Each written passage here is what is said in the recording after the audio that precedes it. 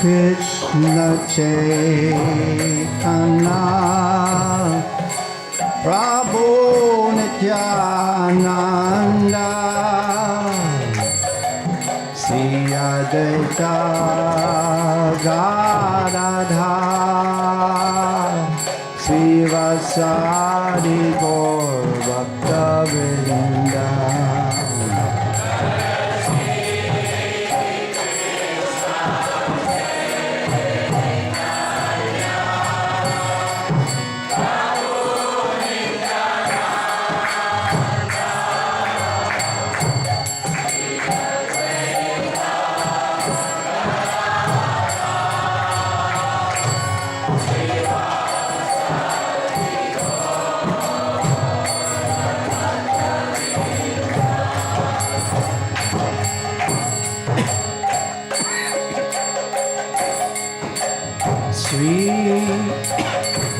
Krishna Chaitanya Prabhu Nityananda Sri Advaita Gadadhar Srivasa Gaur Bhaktavedanta.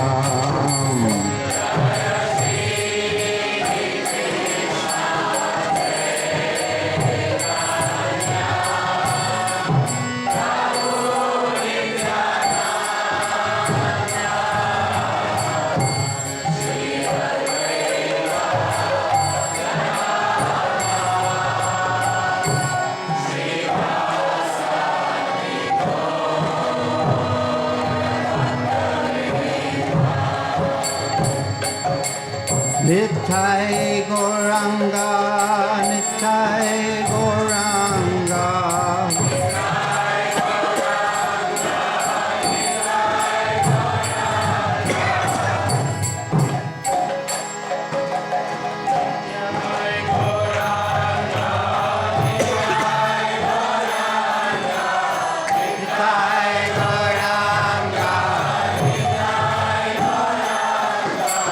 Nittai Gauranga, Nittai Gauranga.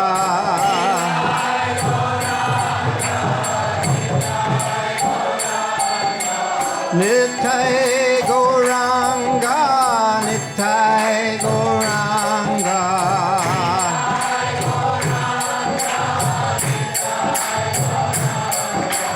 Jai Sakinandana, Jai Sakinandana.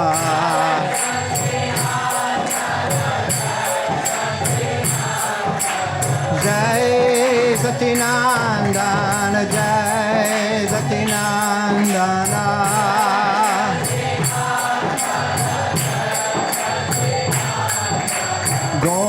Gaurari Jai Gaurari.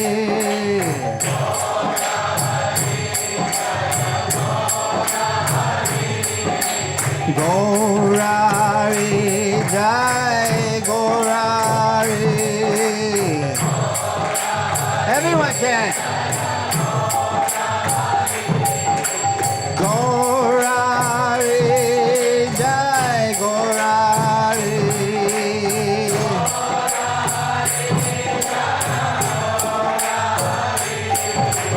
Gaurari Jai Gaurari.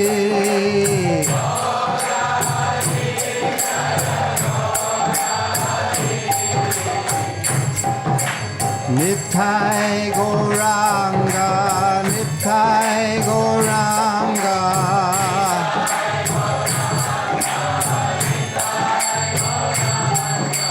Nittai Gauranga, Nittai Gauranga.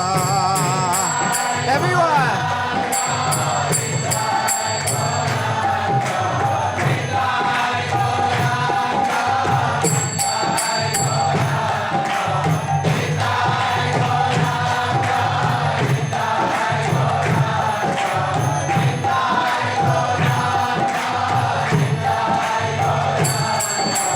Nittai Gauranga, Nittai Gauranga.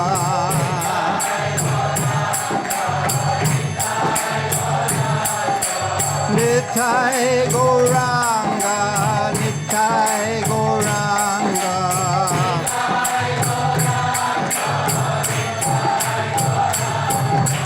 Hare Krishna, Krishna Krishna, Hare Hare, Hare Ram, Ram Ram, Hare Hare.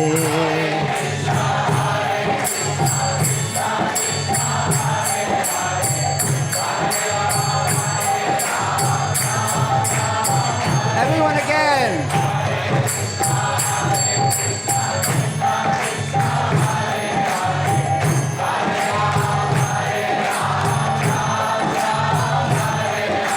Hare Krishna, Krishna Krishna, Hare Hare, Hare Ram, Ram Ram, Hare Hare.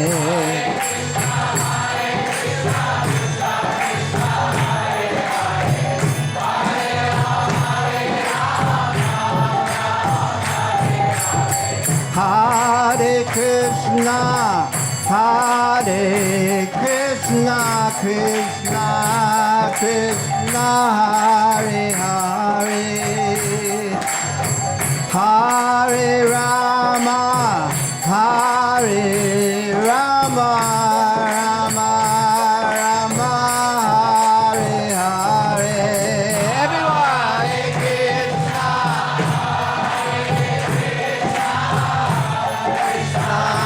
Krishna, Hare Hare, Hare Rama, Hare Rama.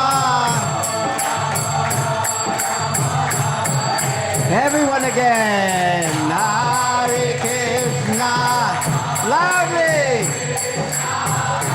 Krishna, Krishna, Hare Hare, Hare Rama, Hare Rama.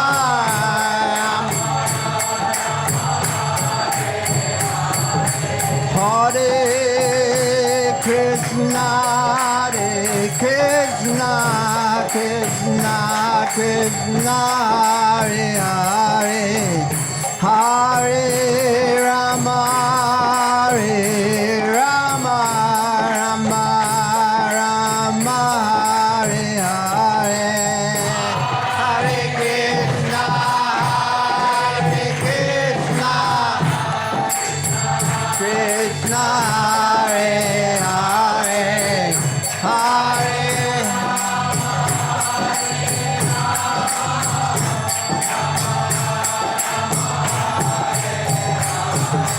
Hare Krishna, Hare Krishna, Krishna Krishna, Hare Hare, Hare Rama, Hare Rama, Rama Rama, Hare Hare.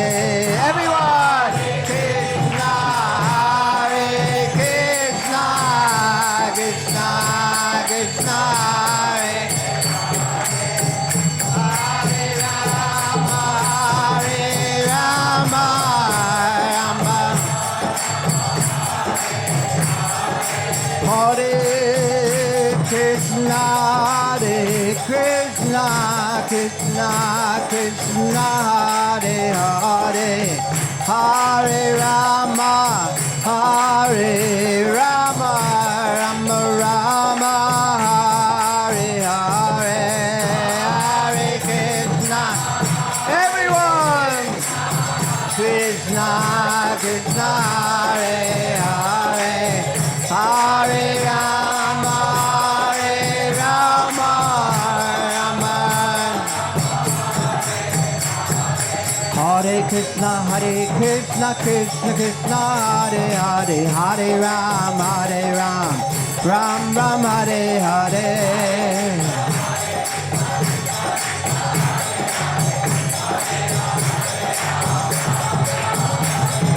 Hare Krishna, Krishna Krishna, Hare Hare, Hare Ram, Hare Ram, Ram Ram, Hare Hare.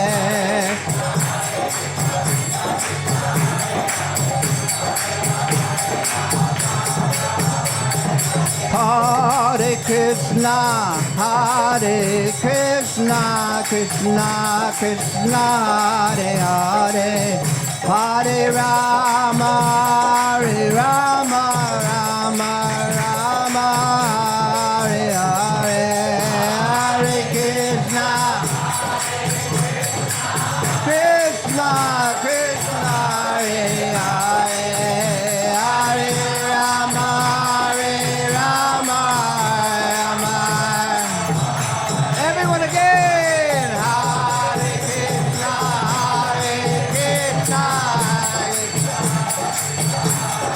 Hare Hare, Hare Rama, Hare Rama.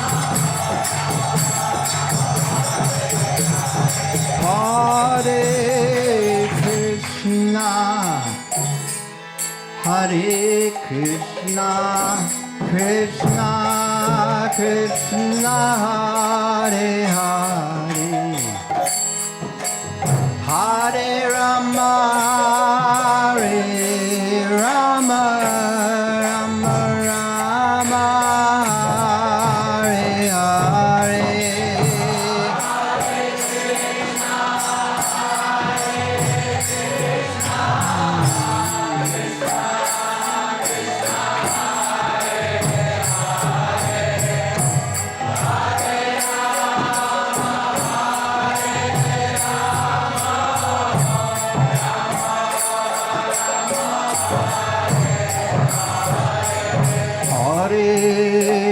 Krishna, Hare Krishna, Krishna Krishna, Hare Hare,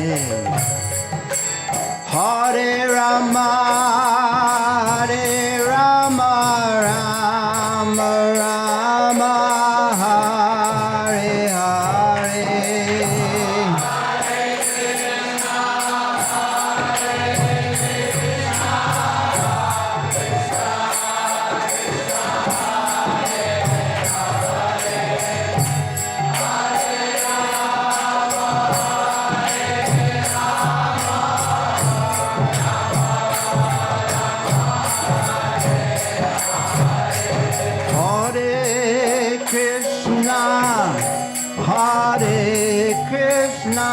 Krishna Krishna, Hare Hare, Hare Rama, Hare Rama, Rama Rama, Hare Hare.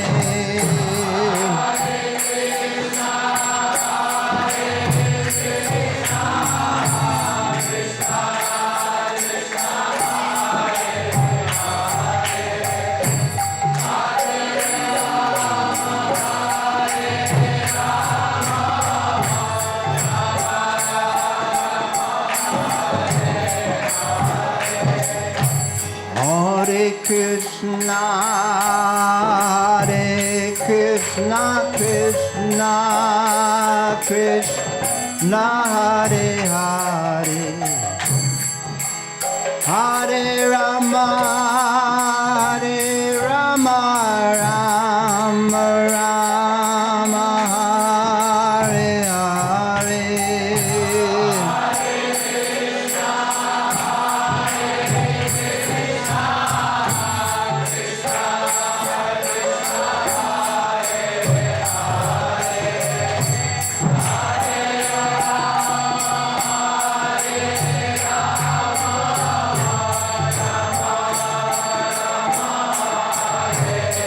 Everyone chant again.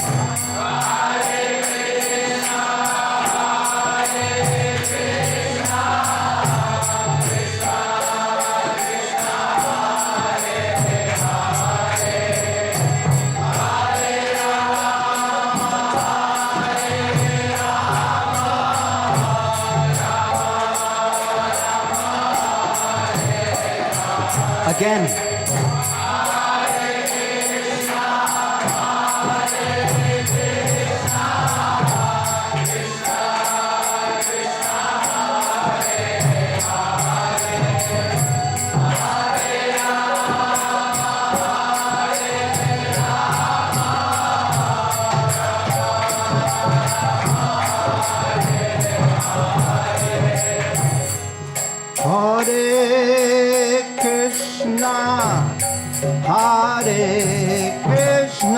Krishna Krishna, Hare Hare, Hare Rama, Hare Rama, Rama Rama, Hare Hare.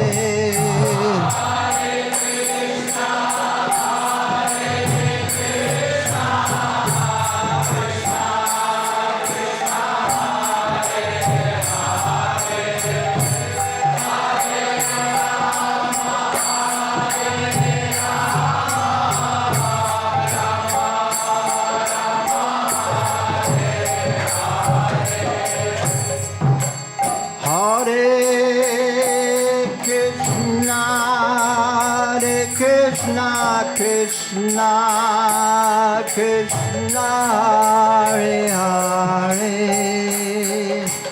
Hare Rama, Hare Rama, Rama Rama, Hare Hare.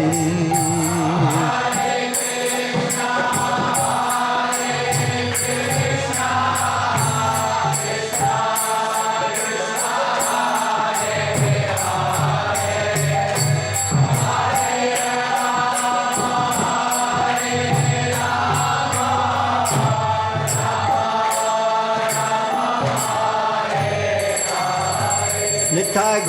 Premanande. Jayam Vishnupada Paramansa Prabhupada Divine Grace Sri Bhaktivedanta Swami Prabhupada Ananta Koti Vaishnavindi ISKCON Founder-Acharya Srila Prabhupada Prem Sri Kaho Sri Krishna Chaitanya Prabhu Nityananda Sri Advaita Gadadhar Sri Vasari Gaur Bhaktivedanta Sri Sri Radha Krishna Gopinath Shama Kunda Radha Kunda Giri Govardhan Sri Vrindavan Dham Sri Navadipa Dham Ki Ganga Mai Ki Yamuna Mai Ki Bhakti Devi Ki Tulsi Devi Ki Shama Veda Bhakti all glories to Swami. All glories to Swami. All glories to Sri Sri Guru Gauranga Nitai. Bo.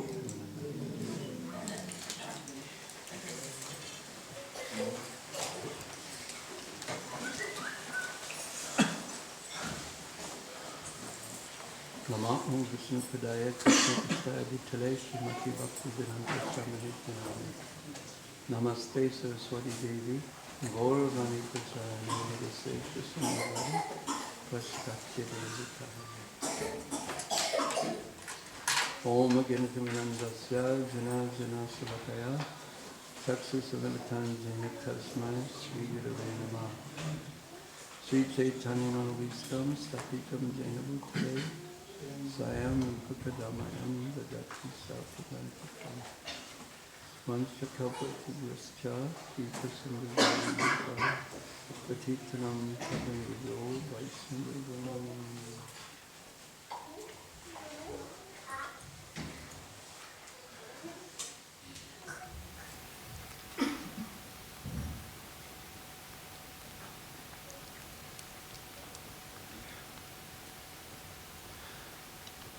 Who remembers something from yesterday's class? Raise your hand. Yes, yes. Shuti-da Prabhu. Yes. Sorry, anyone who remembers Krishna in his mind, even forcefully, even if he remembers Krishna in his mind, he will get the liberation. What to speak, like these people, they will get the liberation. What to speak of the devotees, who always do the service to Krishna. They'll get a special liberation, which means going back to Krishna. Because liberation, the concept of liberation, is a prisoner's concept. He's in jail and he's just thinking, how many more days before I get out? How many days before I get out? Because it is so difficult in prison. But what will he do when he's out? The free man has to confront that. What are the activities of someone in the liberated condition, the free condition? So, Sri Chaitanya Mahaprabhu, that is what he teaches. So therefore his book, Chaitanya Charitamrita, the book about him written by whom? Srila Krishnadas Kaviraj Goswami Maharaj, who was specifically blessed by Lord Nityananda Prabhu. To go to Vrindavan, you will achieve all things, he told Krishnadas Kaviraj Goswami. And what did he achieve in Vrindavan actually? He achieved the association of Srila Rupa Goswami, Srila Raghunath Das Goswami. So many of the great souls. This is what is actually to be achieved.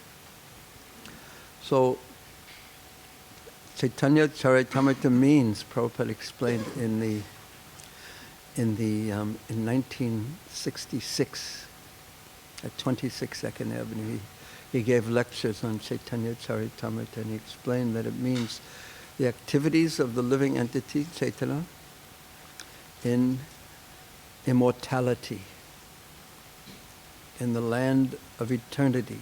Now we see the activities of so many souls in different bodies in the land of the temporary. And we watch what people do in the land of the temporary, but how will they act once they're liberated? How will they act once they're out of prison? That Mahaprabhu teaches in his words. His words, his example, he tasted and he distributed. Oh, thank you. Does anyone remember anything else? Where were we up to exactly? What were we speaking about? That was one of the first things we spoke about. What was one of the last things we spoke about? Yes, Prabhu. What's your name? Harsha. Krishna chooses a place where to actually sit down and have his picnic. Yes. And who was he with? Raise your hand. Who was Krishna with? Yes. With his sakhas. With all his friends. And also? Cows. Calves. And the cowherd friends, they were...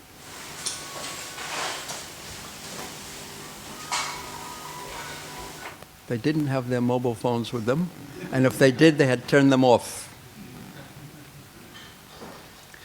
They were just little boys, and they were just playing and playing and playing and playing, because that's what little boys like to do.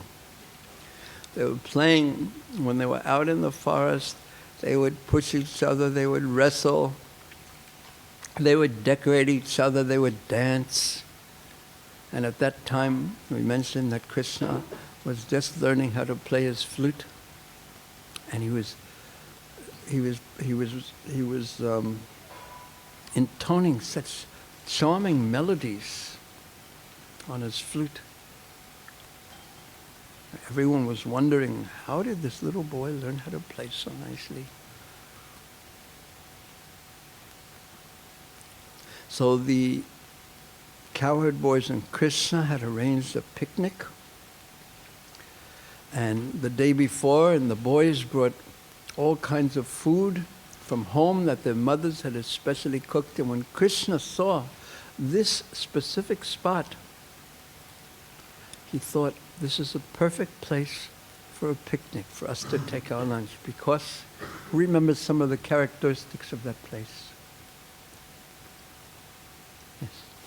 The water of the Yamuna is clean. It's clean and fresh, and in the waters there was green.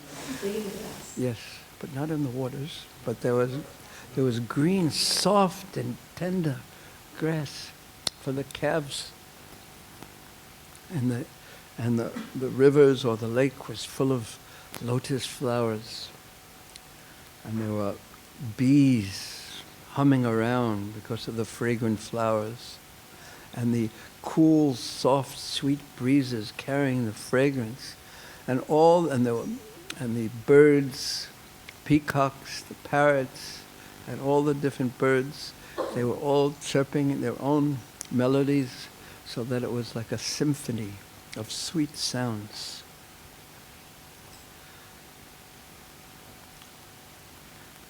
And it was shady underneath the trees.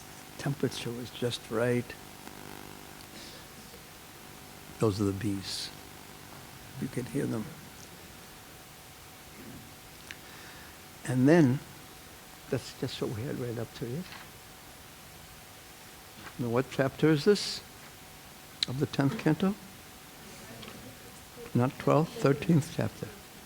And again, this is the last chapter that Srila Prabhupada translated, and especially at the end, there are some very important and long purports by Srila Prabhupada. And he was so ill, it was so close to the time when he would departed from this world, and yet he thought the Bhagavatam is so important. Let me do as much as I can.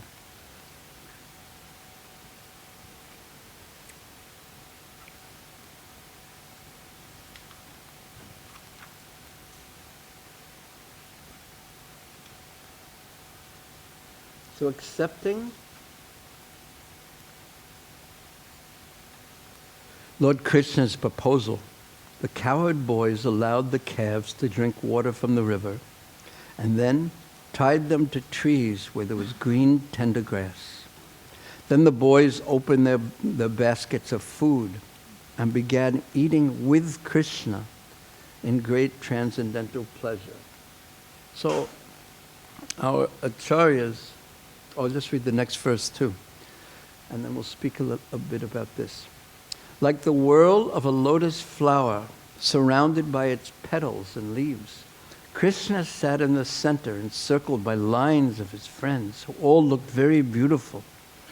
Every one of them was trying to look forward towards Krishna, thinking that Krishna might look towards him. And in this way, they all enjoyed their lunch in the forest. Here is Srila Prabhupada's purport. To a pure devotee, Krishna is always visible, as stated in the Brahma Samhita. Santa sadaiva hridayeshu valokayanti. And as indicated by Krishna himself in the Bhagavad Gita, Sarvatra pani padam tat sarvato chitchiro mukam, which means that everywhere are his arms and faces situated. He is situated everywhere. So it's not difficult. Please get this, capture the mood of this scene. I'll read the rest of Prabhupada's purport. If by accumulating pious activities, krita punja punja, one is raised to the platform of pure devotional service, Krishna is always visible in the core of one's heart. One who has attained such perfection is all beautiful in transcendental bliss. The present Krishna consciousness movement is an attempt to keep Krishna in the center. For if this is done, all activities will automatically become beautiful and blissful. Who remembers something from what Prabhupada said? I didn't tell you in advance there was going to be a quiz. I'll read it again. Now I'll tell you, there's going to be a quiz. Listen carefully. To all pure devotees, Krishna is always visible. As stated in the Brahma Samhita, Santa sadaiva hridayeshu valokayanti, and as indicated by Krishna himself in the Bhagavad Gita, Sarvatra panipadam tat sarvato akshiro mukam. If by accumulating pious activities, krita punja punja, one is raised to the platform of pure devotional service, Krishna is always visible in the core of one's heart. One who has attained such perfection is all beautiful in transcendental bliss. The present Krishna consciousness movement is an attempt to keep Krishna in the center.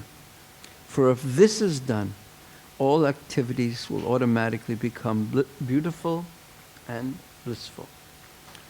Raise your hand if you remember something from this.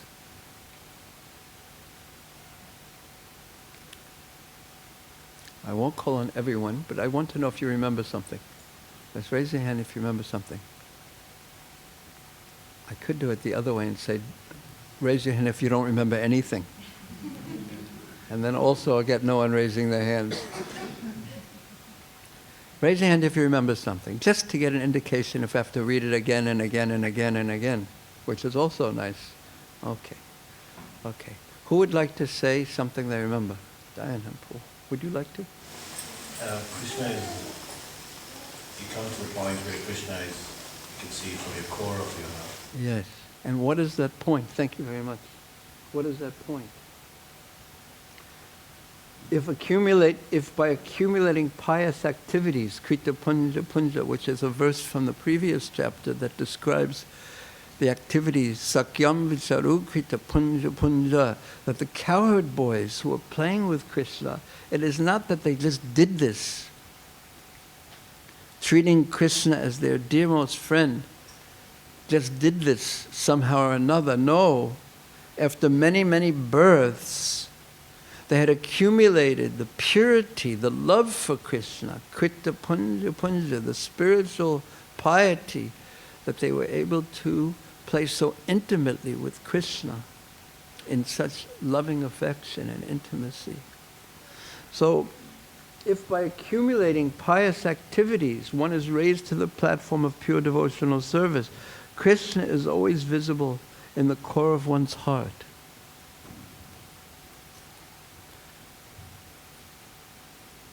So it's quite interesting. In the verse from the previous chapter that we read yesterday that Prabhu remembered, it said that if you somehow or another, even by force, even if it's not completely natural, if we can place Krishna in the core of our hearts, if we remember Krishna, then all the contaminations of Kali Yuga are dissipated. Niharam eva bhaskaram, like the sun dissipates the fog for it never to return.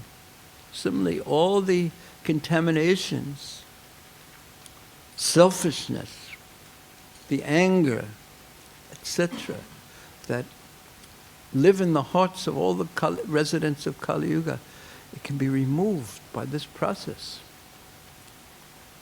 of keeping Krishna in the consciousness, chanting Krishna's names, etc.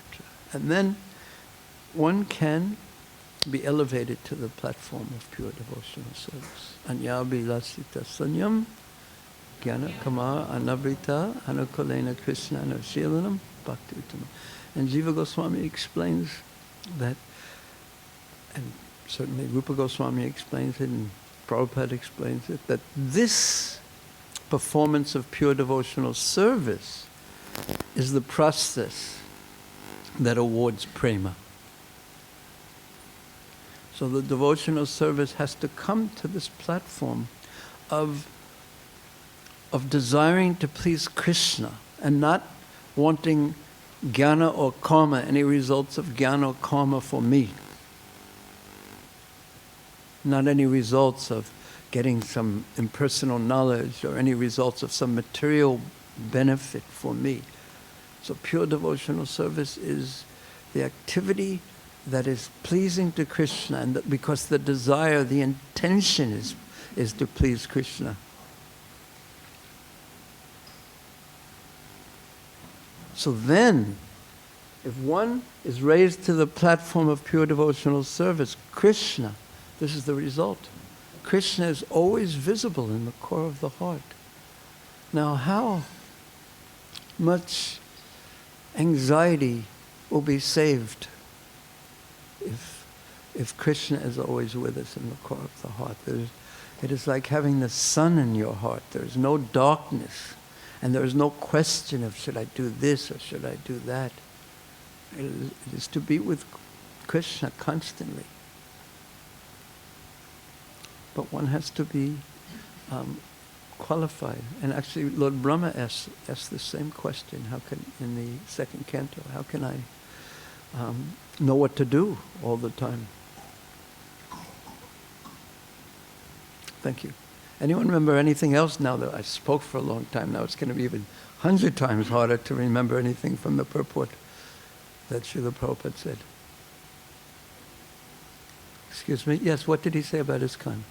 That this society places Krishna in the center. It's an attempt to keep Krishna in the center. In other words, this is what Prabhupada wanted. The International Society for Krishna Consciousness, that everyone would keep the pleasure of Krishna in the center. Otherwise there is no question of cooperation, practically speaking.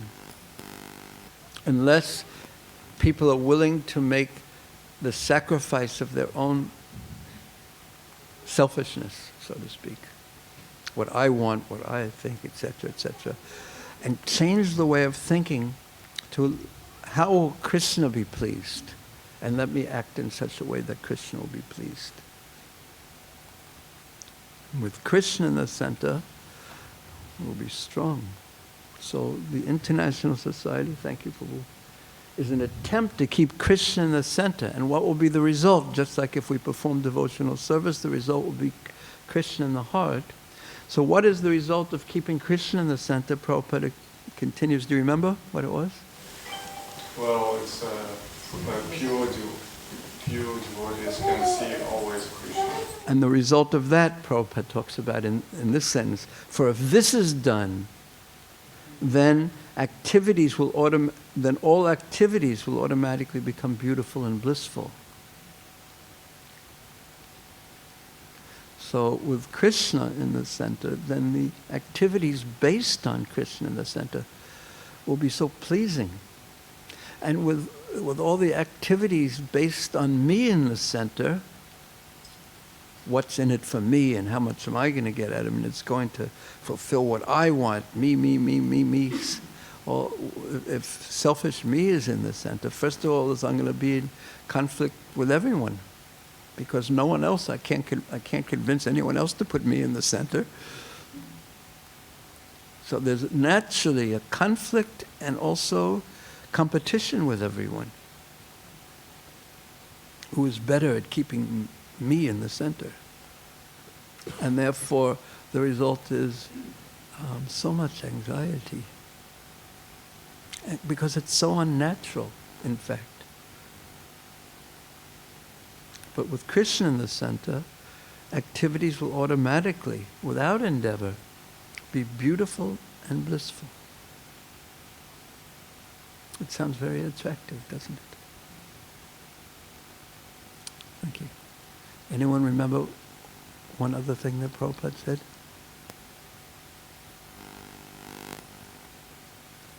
Yes. To pure devotee, Krishna is always visible.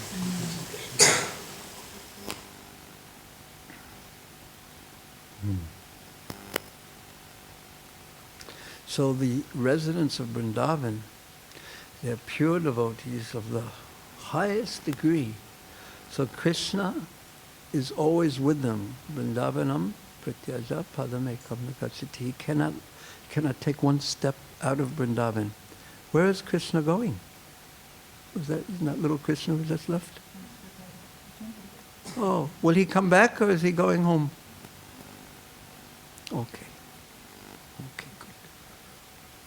And where's Balaram? Is he here or is he gone?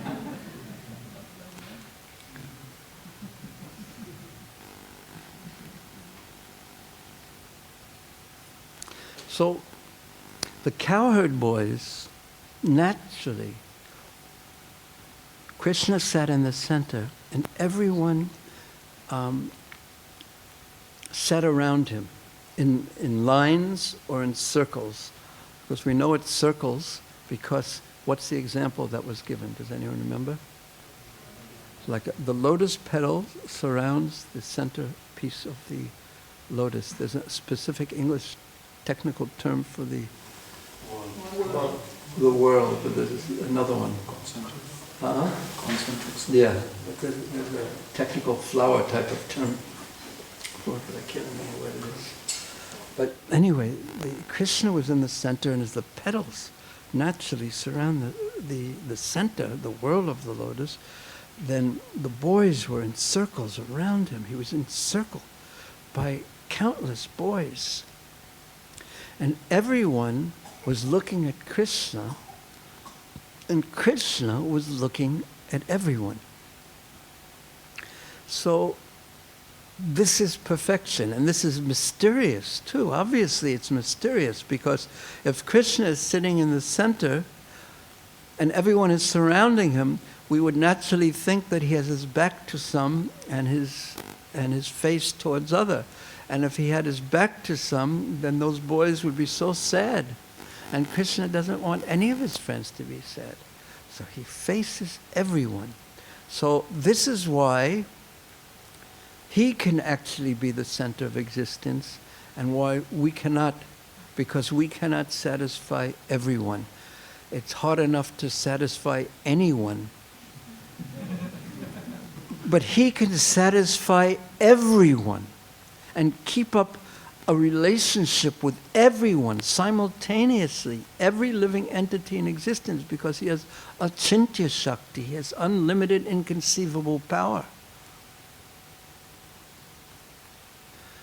So he was smiling at some of the boys. And what did it say in the previous verse? The calves drank water, they tied them to the trees, and then all the boys opened their baskets of food and began eating with Krishna. So the Acharyas note that the verse actually says they were eating with Krishna, because, and it's actually, this turns out to be very, very important. They Sikyani, Bubhuju, they went and enjoyed samam equally Bhagavata with the Supreme Personality of Godhead. Muda, they were in the ecstasy of transcendental pleasure. So they were actually sharing the food that they have brought from home with Krishna. Because naturally, every boy thought, and perhaps Srila Vishwanath Chakravarti Thakur mentions this point, or Srila Jiva Goswami, that every boy thought that this food that my mother has cooked is the most tasty. And therefore I want Krishna to taste it. I want Krishna to eat it. So sometimes they would taste it first and then offer it to Krishna. Krishna, this is so good, try this. Because they're just boys and they're just playing. And they're naughty and they're rowdy and laughing and playing and pushing. And sometimes before that they would take it, one boy would take, now Samasundar, no, don't imitate some of these pastimes.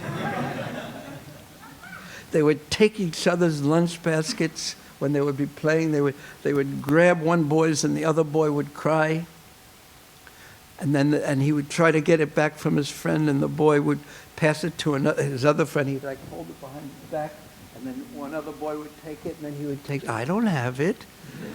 I don't have anything. Who has it? And the boy would be crying, and they'd all laugh at him like that. And then finally, they would give him back his lunch basket, and then he would be, and they would do things like this to Krishna too.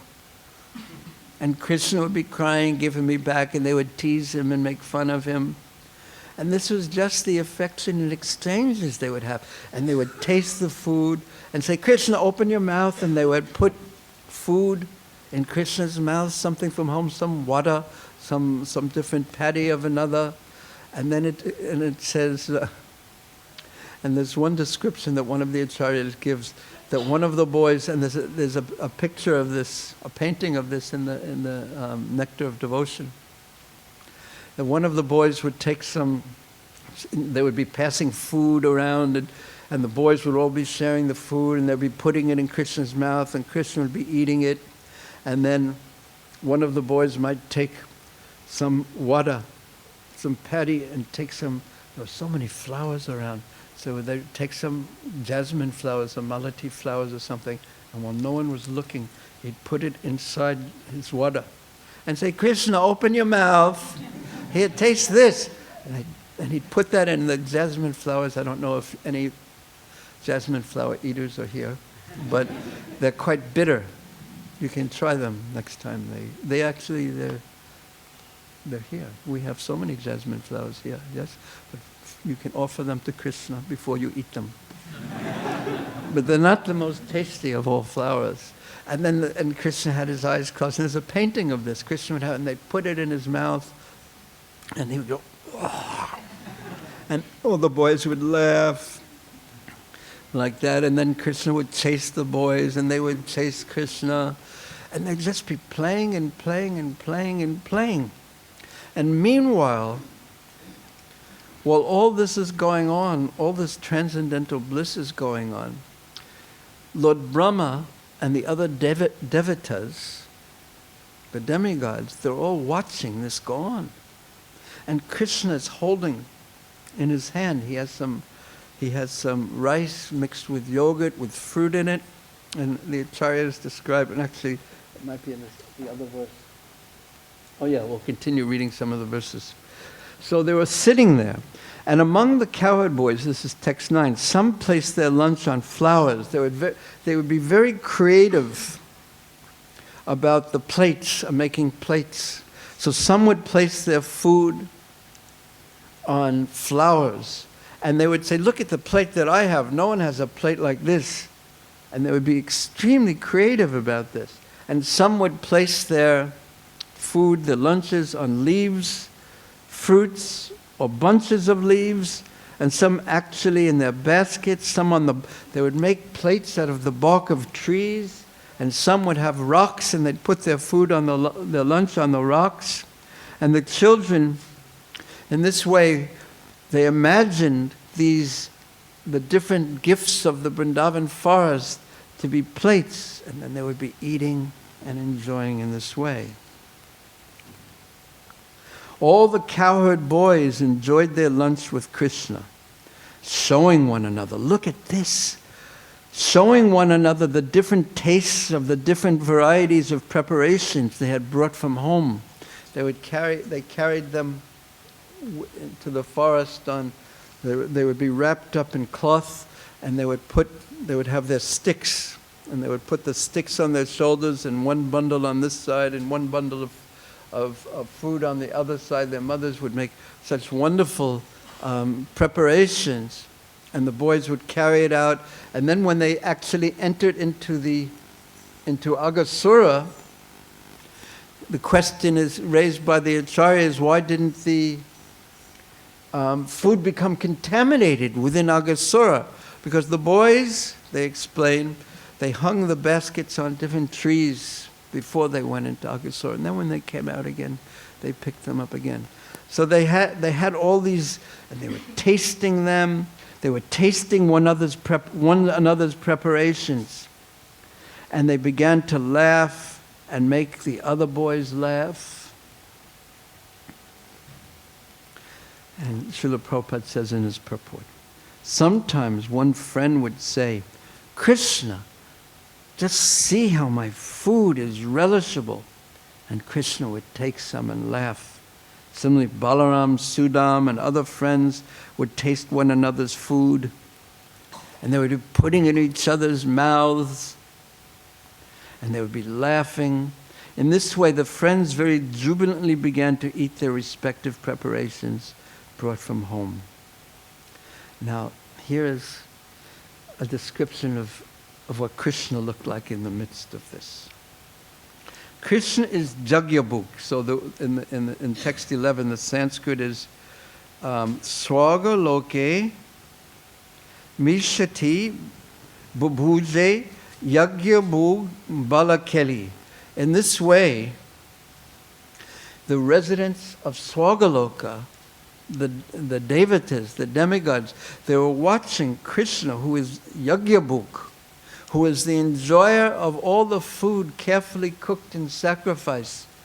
They were watching him enjoy very, very jubilantly, means in great happiness and playfulness, all this eating of food with his cowherd boyfriends. He was Balakeli, just playing, enjoying with his cowherd boyfriends. So here's the description of what was going on. Krishna is Jagyabhuk, that is, he eats only offerings of Jagya. So when someone is making a fire sacrifice, a sacrifice, the Brahmins, according to very, very strict rules and regulations, because the fire sacrifices, the different sacrifices are especially meant for Treta Yuga. And everything had to be performed exactly properly. According to Shastric Vedic instructions, everything had to be done exactly in a particular way, reciting perfectly specific mantras, cooked in a very specific way with standards of cleanliness. You can do this, you can't use that, you can only do it this way. It has to be at this time, in this place, on this type of an implement, this type of a stove, this type of a flame, this type of a cooking utensil, this type of a pot, this type of this kind of a spice, not this, yes this. So everything is being done completely meticulously and exactly regulated according to Shastra. So, and Krishna, because if things aren't done according to the Vedic formulas and the Vedic standards, Krishna won't accept it. And sometimes the exact opposite result can occur. So he's called Jagyabhuk, the one who enjoys, he tastes, he eats that which is offered in Jagya, when of course it is done properly. And there he is, eating the food that some of his friends have tasted. and said, "Oh, Krishna, this is so good, you have to try this." Putting it in Krishna's mouth. And they're laughing and playing and pushing each other and joking. And they're sitting around casually. And this is what Krishna looks like. He eats, so the verse says, as Srila Prabhupada translates it, Krishna is Jagyavuk. That is, he eats only offerings of Jagya. But to exhibit his childhood pastimes, he now sat with his flute tucked between his waist and the tight cloth that he was wearing as a belt, which is usually what color? Does anyone know? We can look. Yes, it's red. And why is it red?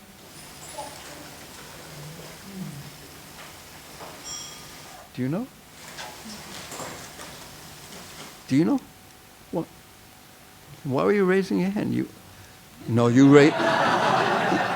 raised your hand. You did, and we saw you.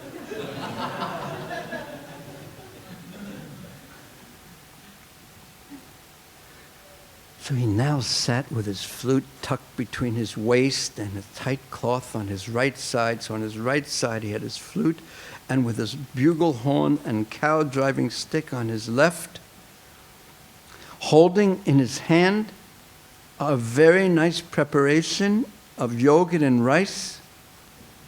In his left hand, he's such a village boy. He doesn't know that you're not supposed to hold food in your left hand. And he's eating it, and in his, some of the acharyas describe this, and I couldn't understand it until I remembered I've seen something like this before.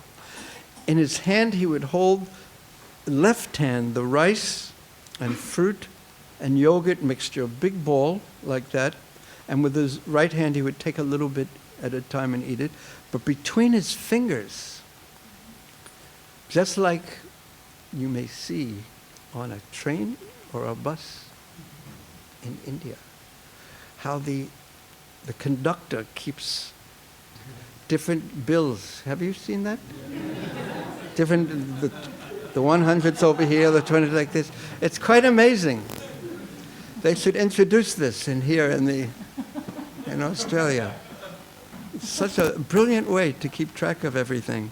So Krishna would keep some pickle over here, and he would keep another kind of pickle over here, and he would keep something else over here and something else over here. And then he would be all in his left hand, and he'd be eating like this and take a little of this, like this. So he had this nice preparation of yogurt and rice with fruit mixed in there, with pieces of suitable fruits between his fingers.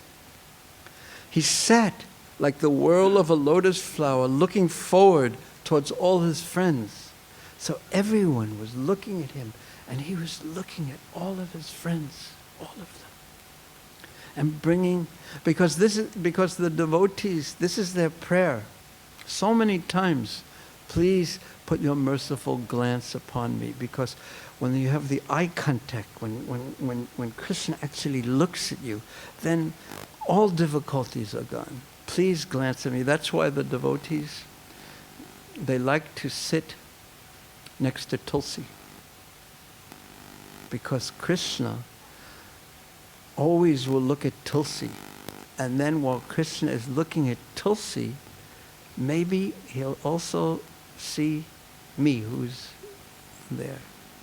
Because otherwise, we don't have the, well, I can't say we, but why would Krishna look at me? But if I'm next to Tulsi, keeping close to Tulsi and serving Tulsi,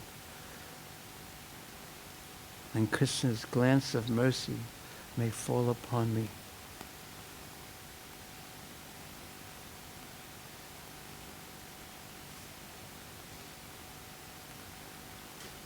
His attention. And then everything is perfect. We've been recognized by Krishna. This is what everyone actually is longing for. And therefore, Srila Prabhupada, quoting his Guru Maharaj, Srila Bhaktisiddhanta Saraswati Thakur, would say, don't try and see Krishna. You're not going to be able to do it.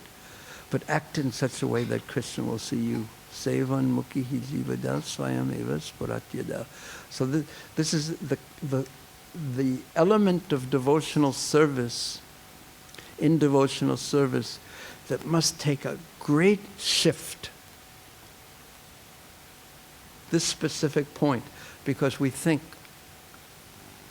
that we are the one who has to see.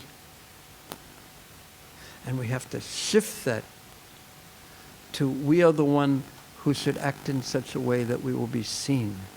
From the seer to the seen. We are not the primary actor. We are the object of someone else's pleasure. Krishna is not the object of our pleasure, but we want to become the object of his pleasure.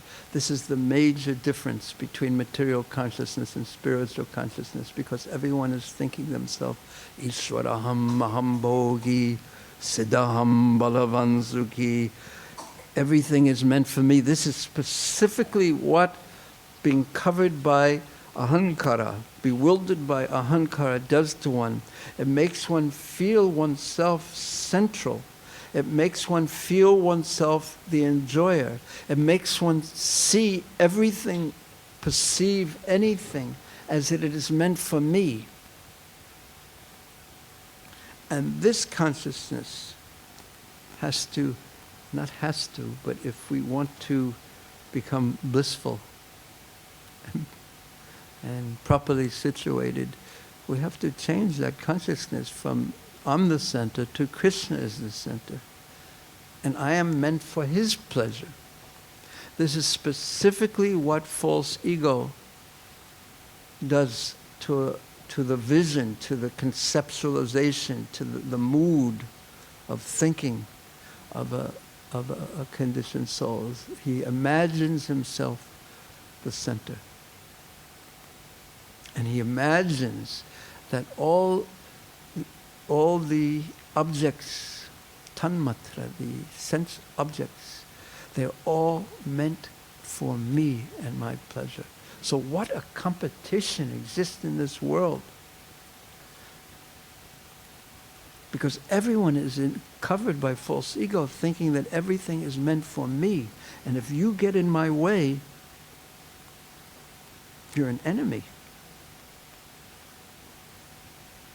And we all know the feeling of what it's like to, like a mosquito. When a mosquito sees us, he doesn't see us, he doesn't know our name, he doesn't see us as a person, he sees us as food.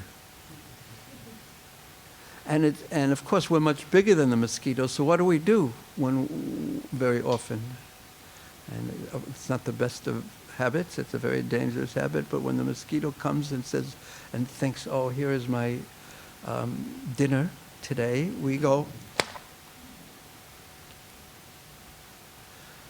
It's such a terrible feeling to be hunted. Because most of the time the hunter is bigger and more powerful than the hunted. And he's looking, the hunter is looking at the hunted as if your existence is simply meant for my pleasure. Otherwise you have no value at all. So this is what the material world is like in subtle and gross ways. When you go into a shop and the person is very, very nice to you, if you don't have any, if you're not going to buy anything, then it gets cut off. If you're not going to feed his pleasure. So this specific mood is really meant to be changed. Very difficult, but it is meant to be changed. And the process of sadhana bhakti is meant to change this. That who am I? I am Krishna's. Krishna's what? Krishna's servant. So Krishna, Yagyabhuk, was sitting holding in his hand a very nice preparation of yogurt and rice with pieces of suitable fruit between his fingers. He sat like the whirl of a lotus flower, looking towards all his friends on all sides, personally joking with them, individually joking with them, creating jubilant, joyful laughter amongst them as he ate. So while this scene was going on, this amazing scene, which is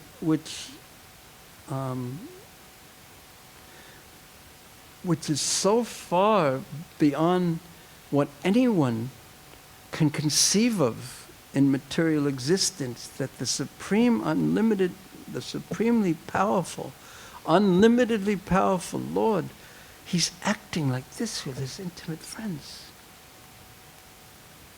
Acting as if Gramyavat, there's another verse that he's called Gramyavat, just like a village boy. So much a village boy, not only is he not wearing shoes, but he's holding food in his left hand and eating. So the devatas were observing this.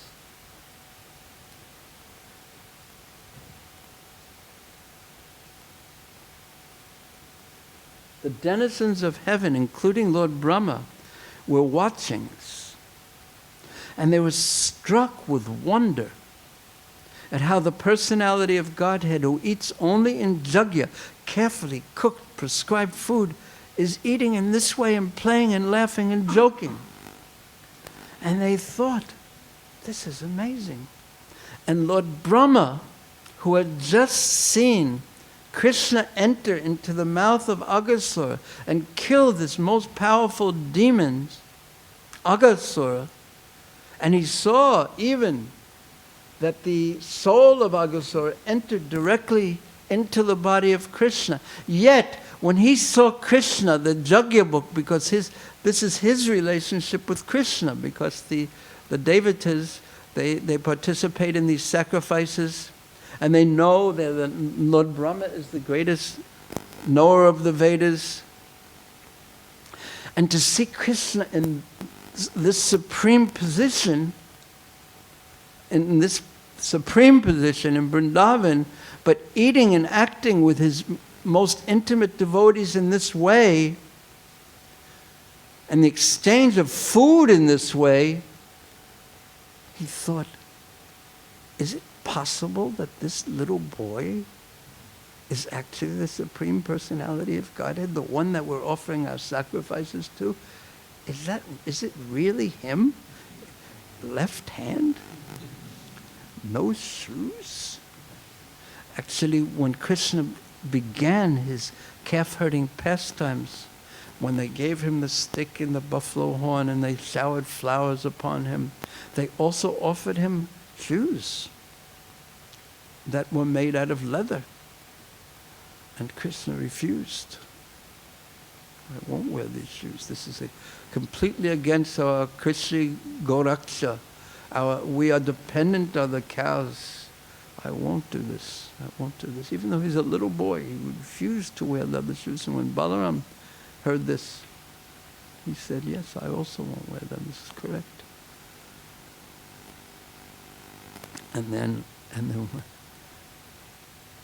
And Mother Yasoda, of course, has had so much anxiety because Krishna's lotus feet are so soft and tender, reddish, and Krishna's whole body is so tender that even if a leaf falls from a tree onto Krishna's body,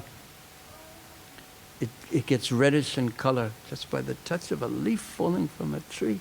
And there he's going to be walking on the hard earth that sometimes has sharp pebbles and ankur sprouts and thorns sometimes.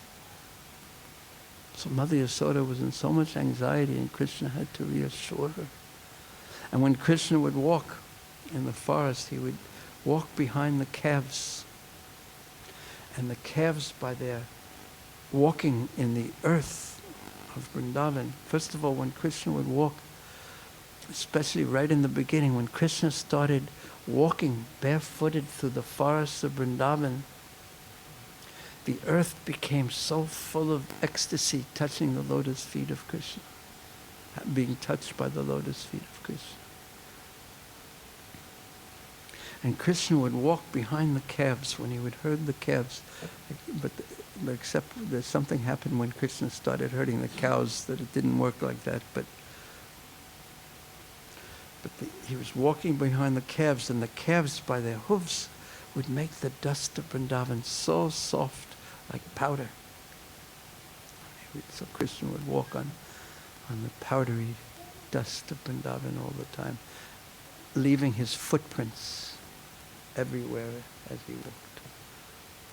And as he got older, his footprints even became more strongly imprinted in the dust of Vrindavan. So therefore the dust of Vrindavan is valued so much. When in 1969, while Prabhupada was in Los Angeles, probably just before you had gotten there, but you may have heard about this because you came relatively soon after that, that one Mataji came who had been preaching, who had lived in Vrindavan, but she was preaching in Africa. So she visited the temple. And she must have been a Vaishnava because Prabhupada allowed her to lead a kirtan even. And then she presented Prabhupada in a container with some dust of Vrindavan. And all the devotees were looking, and I don't think there was anyone who had been to Vrindavan at that time.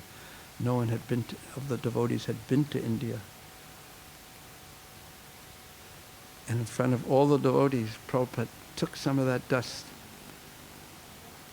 and placed it in his mouth and then upon his head. And the devotees were amazed.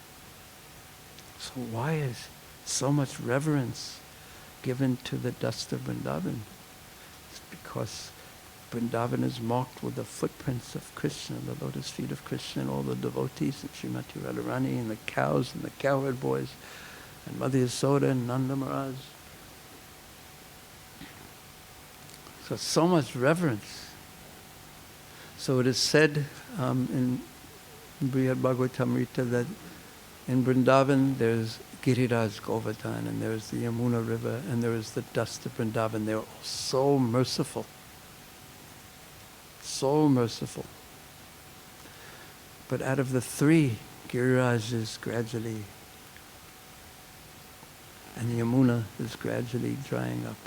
And then only will be left that will be full of mercy will be the dust of Vrindavan. So that the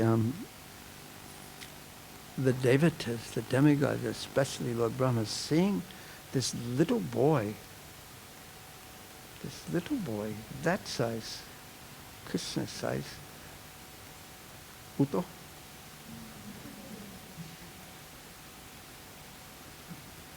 How is it possible? And he's walking around them. How is it possible that this little boy is the unlimitedly powerful? Even Lord Brahma was bewildered by this, by Krishna's arrangement. Because it's also said by one of the acharyas that while Krishna was taking lunch, he was thinking, oh, I wish some exciting pastime would take place. So therefore Yogamaya immediately reciprocated and inspired Lord Brahma in this way. Otherwise, how could Brahma enter into a pastime and do this? Because he's not on the Vrindavan level. So Brahma was thinking, how is it possible? Let me find out if he is actually the Supreme Lord. Let me test him. I'll show him some of my power, and let's see how he reacts to it. Like poking him a little bit. Let's see how he reacts. Just like Bhrigu Muni wanted to see which of the devatas, which either Brahma, Vishnu, or Shiva was the Supreme. So he poked them all to see. And he saw unlimited tolerance of Lord Vishnu. But the goddess of fortune never forgave him. It's also said. So Brahma decided to test Krishna's power. Let's see if this little boy, let's see what he can do. So it's 9 o'clock now. Until the curtains open, are there any questions or comments?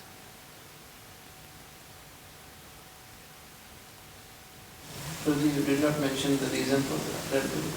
For the? Red belt. Krishna wearing. I know. I know I didn't mention it. Because Mataji didn't say anything.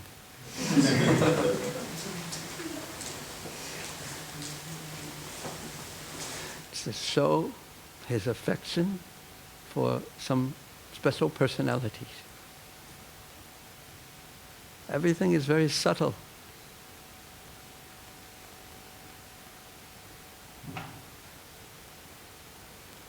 Because there was no emails in those days, or Instagram. So they did things, they communicated in a very, very subtle way. When Krishna would wear a flower on this side, it would mean one thing. If he would wear the flower on this side, it would mean another thing. If you wear a red belt.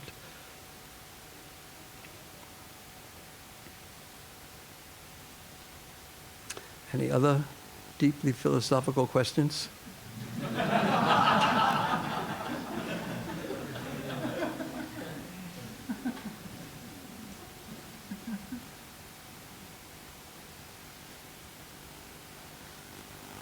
Okay, I think that DDs are open.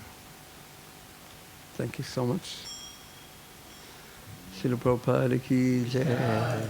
Sisi Vedabalava, Sisi Gornatai. Oh, they look so beautiful. Jagannath Baladev, Subhadra Devi ki jai.